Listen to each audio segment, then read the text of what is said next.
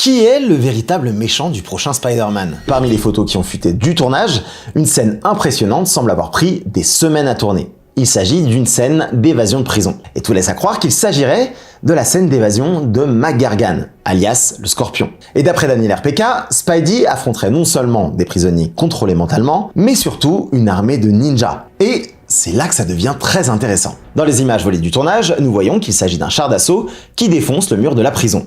Un blindé que nous avions déjà vu dans les premiers jours du tournage. Celui avec un tag très particulier. Clairement, l'option la plus plausible reste les Inner Demons de Mister Negative. Et là, tout colle. Puisque Martin Lee possède des pouvoirs de contrôle mental qui font ressortir le pire des gens qu'il touche, et qui permet également de les avoir sous son contrôle. Ça expliquerait les détenus sous son emprise, le fameux tag qui fait énormément penser aux Inner Demons, mais également l'armée de ninjas. Sans oublier le retour du Hulk sauvage, qui pour le coup colle parfaitement avec ce personnage. Surtout quand on sait qu'il transforme en noir et blanc toutes les personnes qu'il touche. Et moi, juste l'idée de voir un classique Grey Hulk me donne des frissons. Mais si vous voulez vraiment rester sur les ninjas, j'ai autre chose à vous proposer. On le sait, Dustin Daniel Cretton est le réalisateur du film, et tout comme Ryan Coogler, il a à cœur de faire rayonner sa culture d'origine, en l'occurrence ici, la culture populaire asiatique. Or, la fin de son film ne finit pas par « Shang-Chi reviendra », mais par « Les 10 anneaux reviendront ». Et si Brand New Day marquait ce retour? Une menace de fond qui expliquerait beaucoup.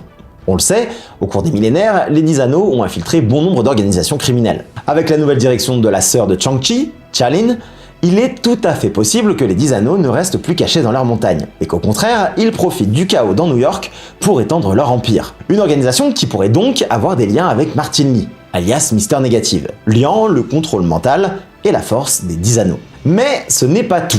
Puisqu'il y a plusieurs mois, Alex Perez nous avait rapporté que les deux antagonistes du film seraient d'origine asiatique et porteraient des costumes d'origine sino-japonaise. L'homme avec des références liées au samouraï et la femme plutôt shinobi. Ce qui colle, encore une fois, parfaitement. Mister Negative et ses masques de démons japonais et Cha-Ling en mode shinobi. D'autant plus que Martin Lee est apparu pour la première fois en comics dans le run Brand New Day. Ça fait beaucoup là, non ?